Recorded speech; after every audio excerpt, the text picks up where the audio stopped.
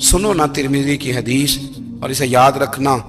نبی پاک علیہ السلام نے فرمایا اپنے دکھ لوگوں کے سامنے نہ بیان کرنا، سیٹھوں نوابوں کو نہ بتاتے پھرنا، دنیا داروں کے سامنے جا کے نہ رونا کہ میں تکلیف میں ہوں. فرمایا اگر دنیا داروں کو دکھ بتاؤ گے رب تمہیں کبھی غنی نہیں کرے گا. فرمایا اپنے دکھ اپنے رب کو بتا، وہ جلدی کرے یا دیر سے کرے تجھے ساری دنیا سے بے نیاز کر دے گا، تجھے کسی کا محتاج نہیں رہنے دے گا. اپنے مسلح کو، اپنی دعاؤں. ایک بزرگ فرماتے ہیں میں نے دعا مانگنے کا طریقہ اپنی بیوی سے سیکھا.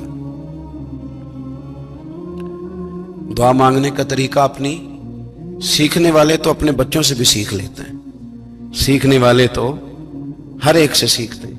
وہ کہتے ہیں میں نے دعا مانگنے کا سلیقہ اپنی بیوی سے سیکھا ہے. حضرت وہ کس طرح؟ فرمانے لگے میری بیوی نے نا مجھے کوئی کام بتایا، کچھ پیسوں کی ضرورت کے لیے کہا، تو میں نے اسے کہا کہ بھئی ابھی میرے پاس نہیں ہے، کچھ دنوں میں آتے ہیں تو میں دے دوں گا. عورتوں کی عادت ہوتی ہے وہ بار بار یاد کراتی ہیں. 2-4 دنوں کے بعد پھر اس نے کہا حضرت وہ میں نے کہا تھا کچھ پیسے، میں نے اسے کہا کہ ابھی میرے پاس نہیں ہے، کچھ دنوں میں ملتے ہیں تو میں تمہیں دے دوں گا. اس نے کچھ دنوں کے بعد پھر کہا حضور وہ میں نے کچھ پیسے کہے تھے. فرماتے میں نے ڈانٹ دیا، میں نے کہا کہ کیا تو روز مجھے شرمندہ کرتی ہے، کہا نا میرے پاس نہیں ہے، ہوں گے تو دے دوں گا، تو روز یاد کراتی ہے. فرماتے ہیں اس نے پہلے تو میری ڈانٹ کو سہا، پھر میرے سخت جملوں نے اس کی آنکھوں میں آنسو پیدا کر دیے، پھر اس نے اپنے آنچل میں اپنے اس دکھ کو سمیٹا، اور پھر اس نے ایک جملہ کہا تو میں رو پڑا اور مجھے اپنے رب سے مانگنے کا طریقہ آ گیا. مجھے کہنے لگی حضرت جی آپ نے ڈانٹ دیا میں نے سہ لیا، پر آپ ہی میرے شوہر ہیں، بتائیں نا آپ سے نہ کہوں تو میں کس سے جا کے کہوں. فرماتے ہیں میں رو پڑا اور میں کھل کے رویا اور میں تڑپ کے رویا اور پھر میری سسکیاں بند گئیں. تو مجھے کہنے لگی آپ کو کیا ہوا؟ میں نے کہا مجھے بھی دعا مانگنی آ گئی ہے. جب میں اسے کہوں گا نا اللہ تو ہی میرا رب ہے، میں تجھ سے نہ کہوں تو میں کس سے جا کے کہوں؟ میں کیوں کسی بندے سے سوال کروں؟ میں کیوں کسی دنیا دار سے کہوں؟ میں تیرے بندوں کا، نیک بندوں کا وسیلہ لے کے، تیرے محبوب کی غلامی لے کے تیری بارگاہ میں آئیں، تجھ سے نہ مانگوں تو کس سے مانگوں؟ سمجھ آ گئی ہے؟ جب میں اس رنگ میں مانگوں گا تو پھر رب میرے اوپر بڑا ہی فضل فرمائے گا، وہ میرے اوپر بڑی رحمت کرے گا، وہ میرے لیے آسانیاں کرے. عزیز دوستو بہلول دانا رحمت اللہ علیہ بیٹھے تھے تو ہارون رشید حج کر کے آ رہا تھا،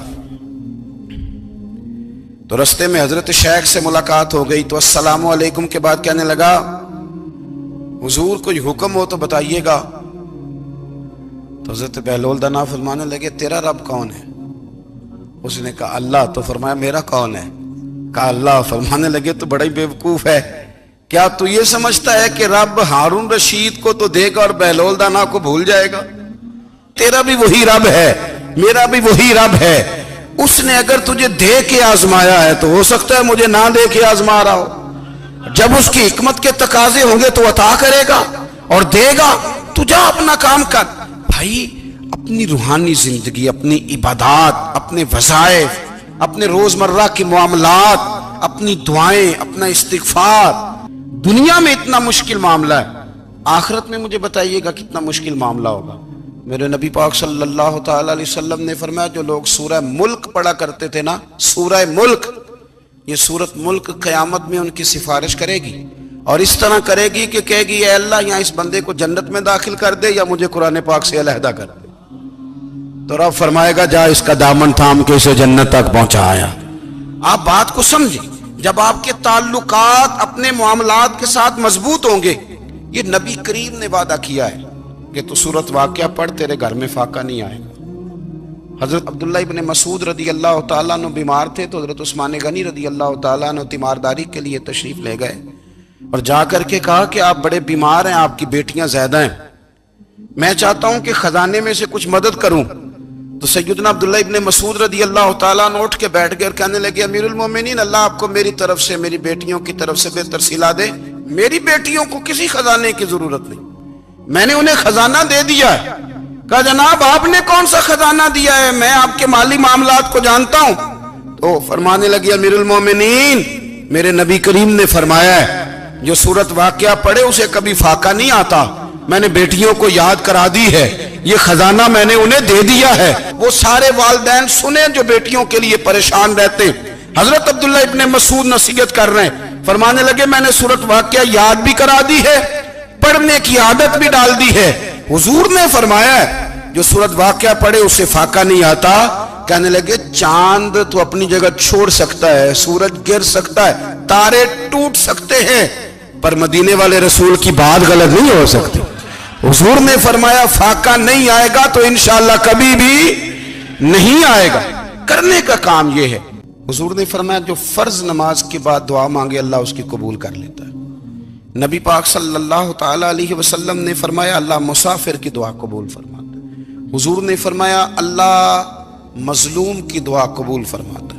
حضور نے فرمایا بیمار سے دعا کراؤ اللہ اس کی دعا قبول فرماتا ہے۔ میرے نبی پاک نے فرمایا ماں باپ جب بھی اولاد کے لیے ہاتھ اٹھائیں، ویسے تے بلے شاہ تو آسمانی اڈدیاں ہی پھڑ دیں، جڑا گھر بیٹھا انہوں بڑھیا ہی نہیں۔ حضور فرمانے لگے ماں باپ جب بھی اولاد کے لیے دعا فرمائیں اللہ ان کی دعا کو قبول کرتا ہے۔ آپ اپنا تعلق بنائیں، دعا کے ساتھ، عبادت کے ساتھ، مصلی کے ساتھ رشتہ بنائیں، استغفار پڑھیں۔ صلاح الدین ایوبی صلیبی جنگوں میں تھے، رات کو مسجد اقصی میں نماز پڑھی تو پریشان تھے۔ ایک بزرگ سے ملاقات ہوئی تو وہ کہنے لگے کہ آپ بڑے پریشان ہیں۔ کہنے لگے حضور پریشان اس لیے ہوں کہ پہلے ہی مسلمان کمزور ہے، اب میں نے سنا ہے دشمن کا ایک بحری بیڑا وہ جنگی سامان سے بھرا ہوا آ رہا ہے، تو اب ان کے پاس اور تلواریں اور نیزے آ جائیں گے، مسلمانوں کے پاس پہلے ہی وسائل کی کمی ہے، پریشان ہو کس طرح کر کے مقابلہ کریں گے۔ یہ بات کہتے ہی صلاح الدین ایوبی نے بزرگوں سے کہا حضور آپ بھی دعا کرنا، دعا کی بڑی طاقت ہے۔ میرے نبی پاک نے فرمایا دعا مومن کا ہتھیار ہے۔